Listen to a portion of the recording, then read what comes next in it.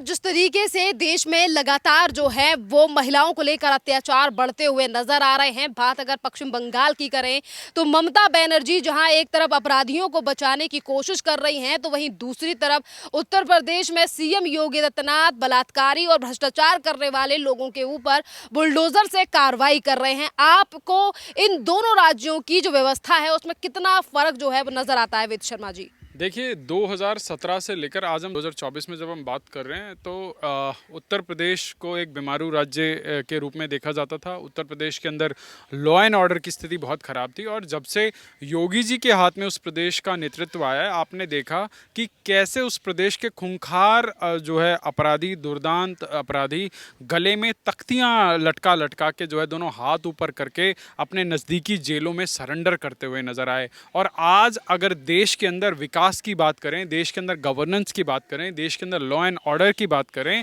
तो कहीं ना कहीं उत्तर प्रदेश का नाम, उत्तर प्रदेश के मॉडल का नाम जो है सबसे ऊपर आता है। देखिए, अगर इस विषय पर बात की जाए तो हमने देखा कि आज से एक दशक पहले एक निर्भया का केस हमारे देश की राजधानी में हुआ और जिसने सबके जहन को दहला देने वाला जो है एक उस प्रकार का एक आभास दिया।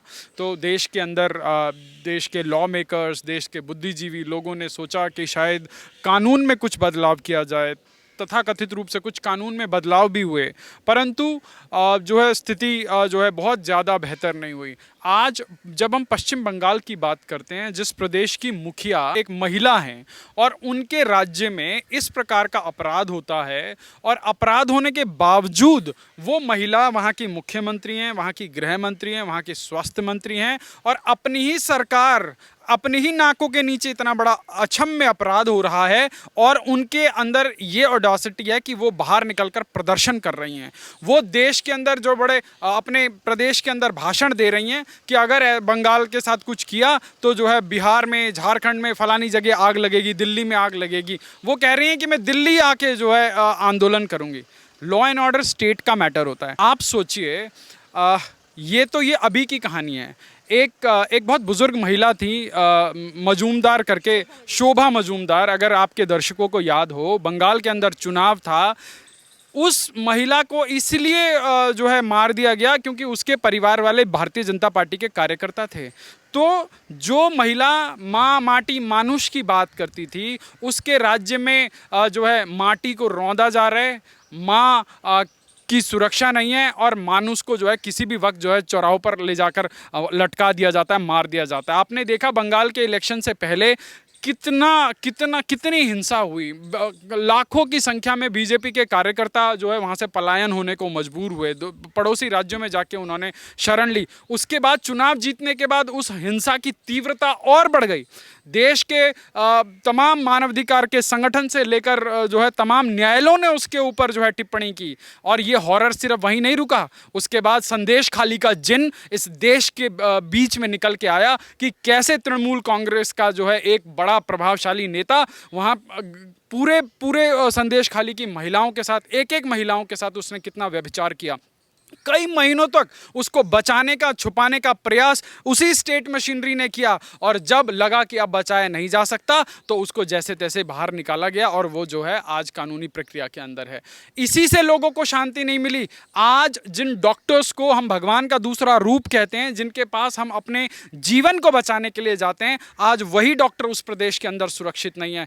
आप सोचिए किसको न्याय मिलेगा? आप सोचिए आप किससे न्याय की उम्मीद कर सकते हैं कि जो घटनास्थल है, घटनास्थल आप सोचिए। लोग कहते हैं कि जो है ममता बनर्जी ने जो है एक हफ्ते में सीबीआई को केस सौंप दिया। सीबीआई वाले क्या किसी और ग्रह से उड़ के आते हैं? सीबीआई वाले भी तो इंसान ही हैं, आपकी हमारी तरह। जब वहाँ पर एविडेंस के साथ टेम्पर हुआ है, जो घटनाक्रम जहाँ पे हुआ पूरा का पूरा घटनास्थल है उसको जो है तोड़फोड़ कर दिया गया। 2000 लोग जो है ट्रक में बैठ के आते हैं और उसके बाद जो है पूरा वहाँ पर किस प्रकार से तांडव मचाते हैं और उसके बाद जो है एक मुख्यमंत्री, एक महिला मुख्यमंत्री, उनके अंदर संवेदना नहीं है। और उसके बाद वो कहती हैं कि जो है हमने इतना लाख दे दिया, उतना लाख दे दिया। अरे एक बात बताइए कि अगर यही इसी प्रकार की घटना उनकी पार्टी के किसी नेता के घर में हुई होती तो क्या इसी प्रकार की संवेदना होती? तो ये बड़ी दुखद घटना है कि आज बलात्कार जैसे जघन्य अपराधों में इस प्रकार से संवेदनहीनता बरती जा रही है राज्य सरकारों द्वारा, वहाँ के नेताओं द्वारा, वहाँ के सिविल सोसाइटी के लोगों द्वारा। और वो जो तमाम सेलिब्रिटी जो कभी मी टू और कभी क्या और तमाम चीज़ों में 2-2 मिनट में ट्वीट डालते थे, आज आपके चैनल के माध्यम से उन तमाम जो है पेज 3 के सेलिब्रिटीज़ को मेरा प्रश्न है, कितने लोगों ने ट्वीट डाला बंगाल के ऊपर?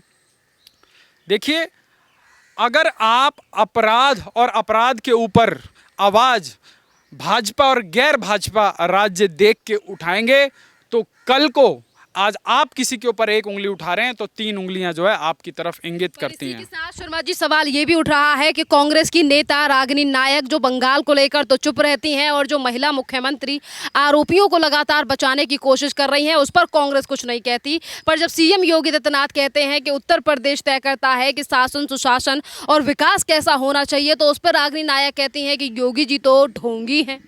देखिए, रागिनी नायक जैसे लोग जो सो कॉल्ड स्टूडेंट पॉलिटिक्स से आए हैं, आज उनकी हैसियत सिर्फ और सिर्फ 2 रुपए के ट्रोल वाली रह गई है। एक महिला होकर महिलाओं के साथ होती हुई बर्बरताओं के ऊपर चुप रहना और उसके बाद एक योगी जो पूरी कर्तव्य निष्ठा के साथ देश के सबसे बड़े प्रदेश को चला रहे हैं उनको ढोंगी बोलना, मुझे लगता है कि ये उनके संस्कार के परिचायक हैं। उनकी जो उनका लालन पालन हुआ है वो किस प्रकार के संस्कारों के साथ हुआ है ये इंगित करता है। देखिए, आप किसी को संस्कार दे नहीं सकते, आप किसी को ओवरनाइट एडुकेट नहीं कर सकते। जब आप दिमाग में एक परसेप्शन क्रिएट करे बैठे हैं, आप सोचिए इसमें भी राजनीति, इसमें भी राजनीति। इस देश के अंदर तमाम लोग सड़कों पर आए थे जब निर्भया वाला केस हुआ था। किसी ने ये नहीं कहा कि किसके सरकार है। कुछ लोगों ने राजनीति करी, कुछ लोग जो है उसी की राजनीति की रोटियों को सेक कर आज जो है सरकार में आ गए। अब वो बात अलग है कि वो लोग जेल में रोटी खा रहे हैं, पर हर विषय का राजनीतिकरण, आप सोचिए अगर इस प्रकार से हर विषय का राजनीतिकरण होगा तो देश की महिलाओं को, देश के बच्चों को, देश के वृद्धों को कब न्याय मिलेगा? तो रागिनी नायक जैसे लोगों के विषय में ही मुझे लगता है कि बात करना इतना इम्पॉर्टेंट नहीं है, क्योंकि देश के अंदर बहुत बड़े बड़े मुद्दे हैं और उन बड़े मुद्दों को जब इस प्रकार के जो है एक पार्टी में उनकी जो अपनी निष्ठा है उसके चलते वो न्यूनीकरण करने का प्रयास करती हैं। एक इतने बड़े जो है प्रदेश के मुखिया के बारे में जो वो इतने गंदे शब्दों का इस्तेमाल करती हैं। मैंने उनको एज अ प्रवक्ता टीवी पर देखा है, उन्होंने भाजपा के एक प्रवक्ता के साथ बहुत बदतमीजी करी। आप सोचिए, पब्लिक लाइफ के अंदर शुचिता की हम बात करते हैं कि हम यदि सामाजिक जीवन में हैं, हम राजनीति में हैं, तो हम लोगों को इन्फ्लुएंस करते हैं और जो चीज़ हम बोलते हैं, किस प्रकार का हम आचरण करते हैं, किस प्रकार का व्यवहार करते हैं, किस प्रकार से हम लोगों के बीच में अपने आप को प्रस्तुत करते हैं,